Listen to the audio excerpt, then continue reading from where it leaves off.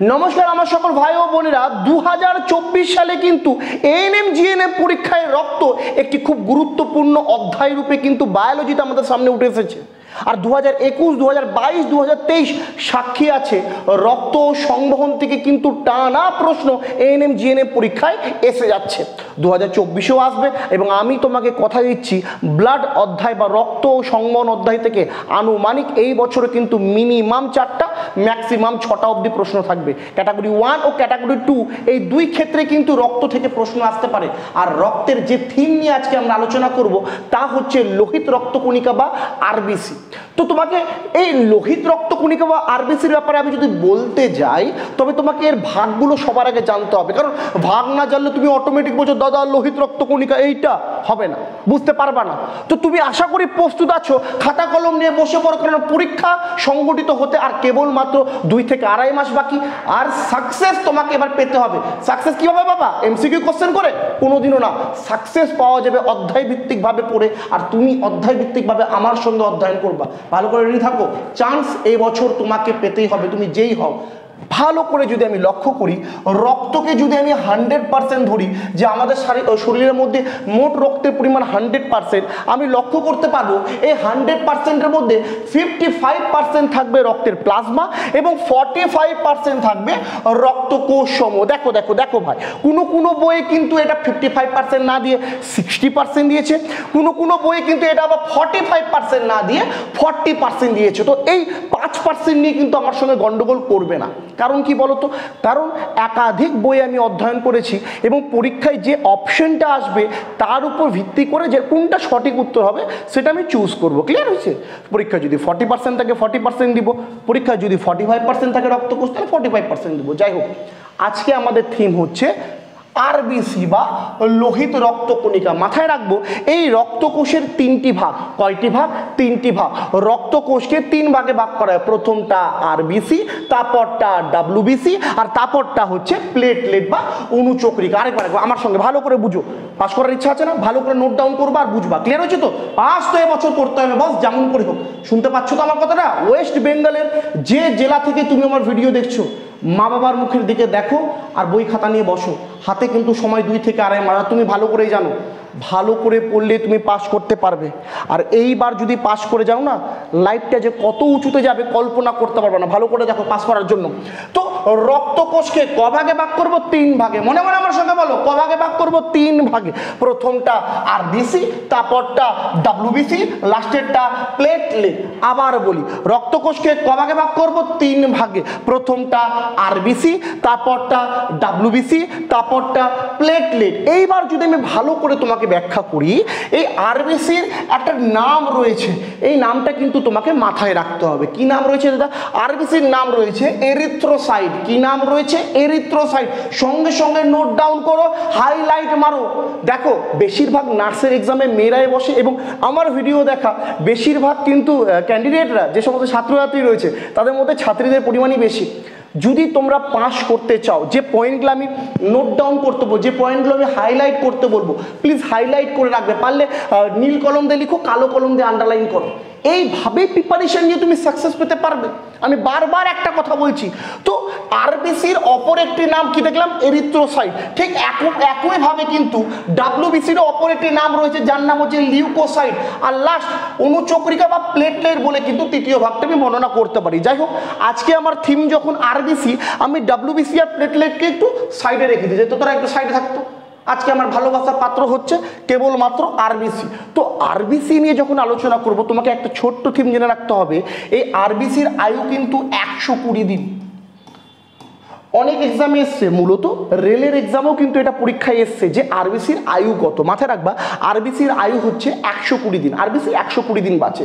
এবং যদি আমি আরবিসির সংখ্যা বলি, তবে কিন্তু একটা স্বাভাবিক সুস্থ মানুষের দেহে আরবিসি 5 মিলিয়ন, কত? 5 মিলিয়ন বা 50 লাখের কাছাকাছি লক্ষ্য করা যায়। কত লাখ? 50 লাখ। একদম ঠিক শুনেছো।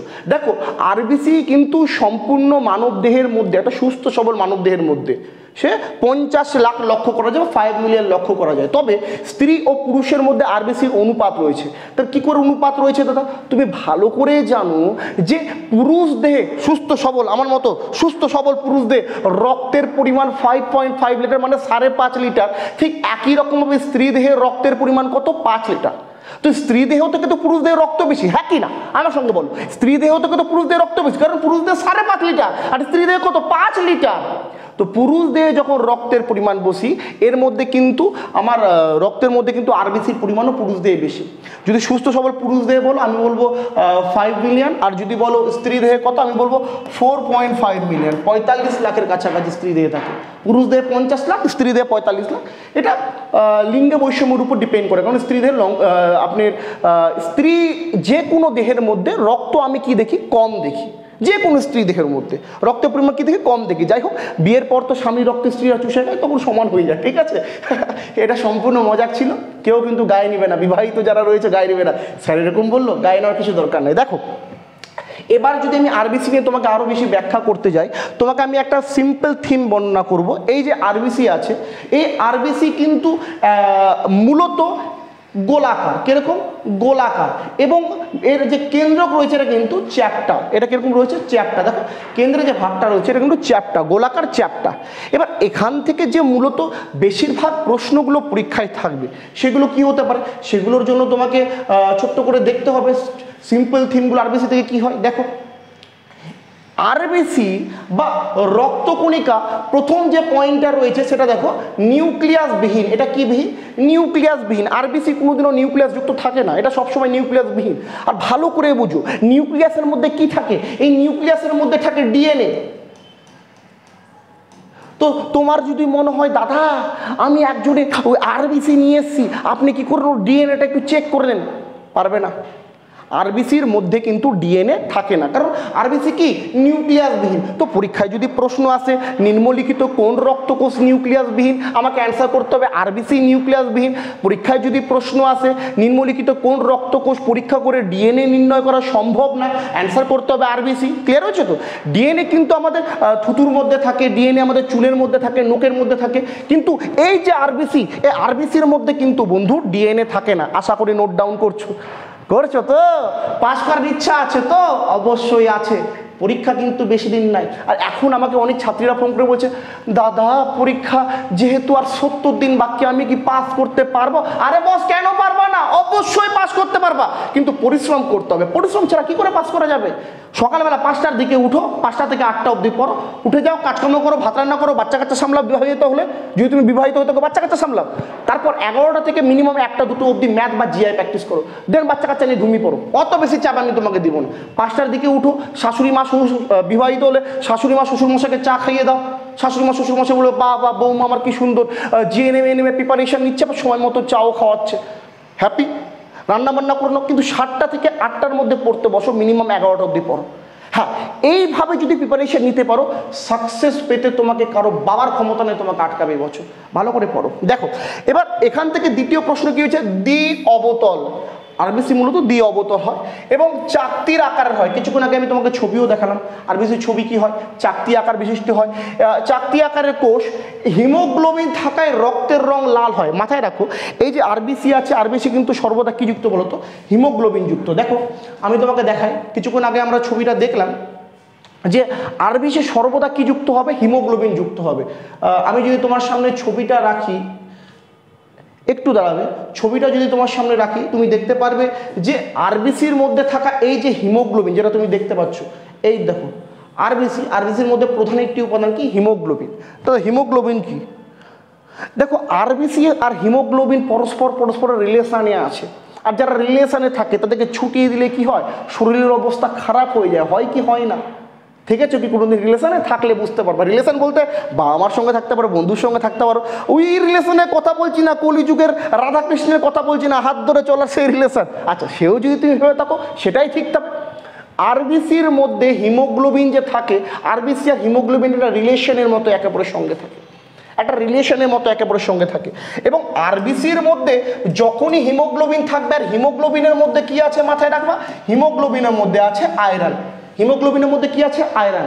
এই হিমোগ্লোবিন লৌহ গঠিত প্রোটিন রঞ্জক, যা কার মধ্যে থাকে? যা থাকে আরবিসির মধ্যে। যা থাকে কার মধ্যে? আরবিসির মধ্যে। আর আরবিসির মধ্যে হিমোগ্লোবিন থাকায় রক্তের রং কিন্তু লাল হয়। পরীক্ষায় প্রশ্ন আসতে পারে যে কার মধ্যে হিমোগ্লোবিন থাকার কারণে রক্তের রং লাল হয়? অ্যান্সার করতে হবে আরবিসির মধ্যে হিমোগ্লোবিন থাকায় রক্তের রং লাল হয়। ভালো করে বুঝো, এই হিমোগ্লোবিন যদি আরবিসির মধ্যে না থাকে, দেখো আরবিসির মধ্যে যদি হিমোগ্লোবিন না থাকে, তুমি দুর্বল হয়ে যাবে, তুমি এরকম করে ঘুরে বেড়াবো, মা ভালো লাগছে না, শরীরটা একদম খারাপ করছে, হয় কি না?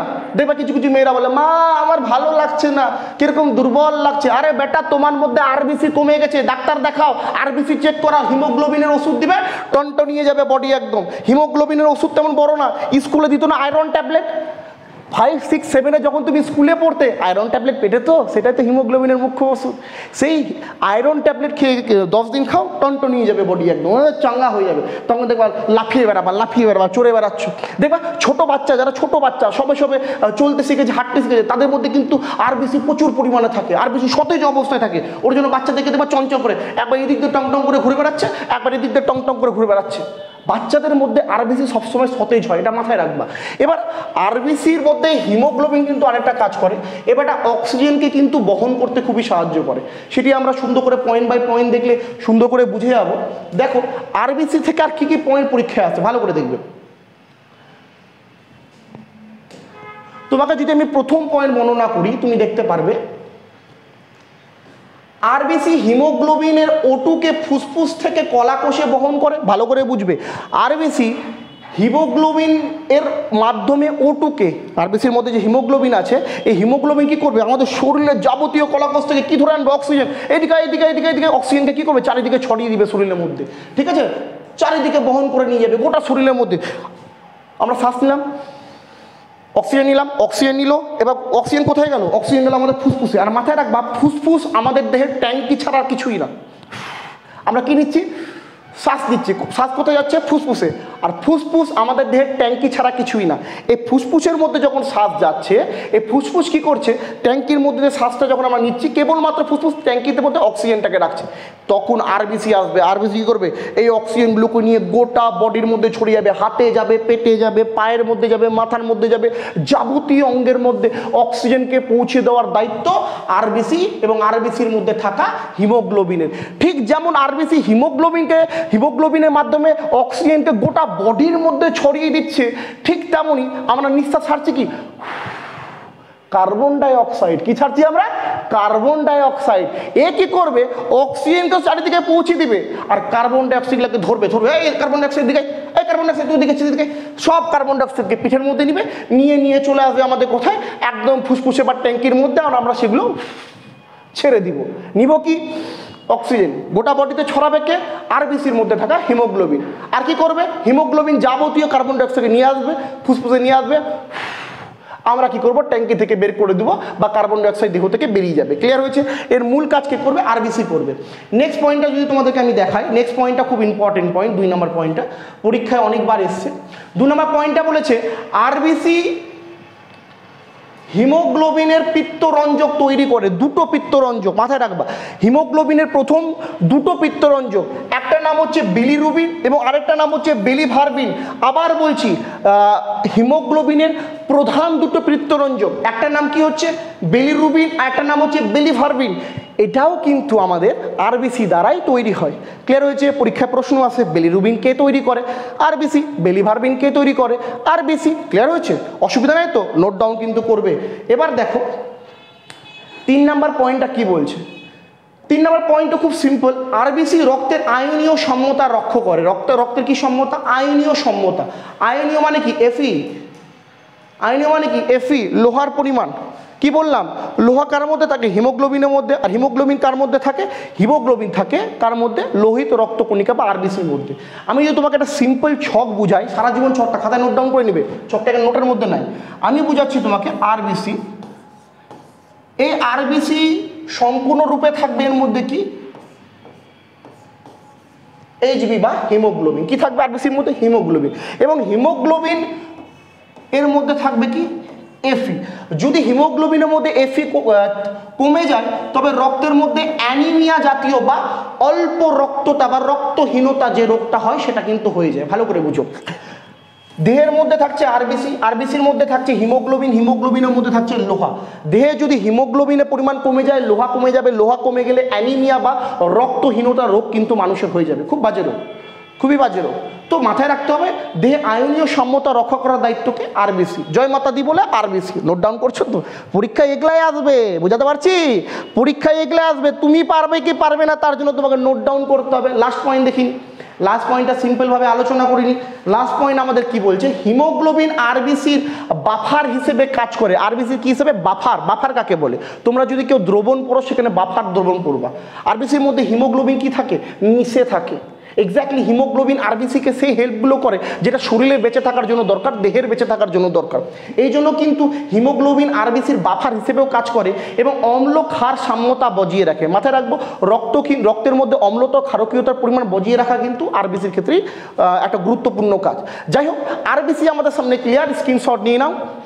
আশা করি তুমি স্ক্রিনশট নিয়ে নিয়েছো এবং আমাদের চ্যানেলে যদি তুমি নতুন হও অবশ্যই চ্যানেল সাবস্ক্রাইব করবে এবং কমেন্ট করবে তোমার পরবর্তী WBC ভিডিওটা চাই কি চাই না। আমি আবার বলছি, শ্বেত রক্তকণিকা থেকে কী কী প্রশ্ন আসে আমি তখনই দিব যদি তোমরা আমাকে কমেন্টে বলো। আর 100টা কমেন্ট পড়ে, 100টা কমেন্ট হলে শ্বেত রক্তকণিকা তোমাদের জন্যই অপেক্ষা করছে।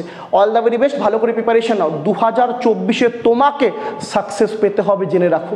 All the very best.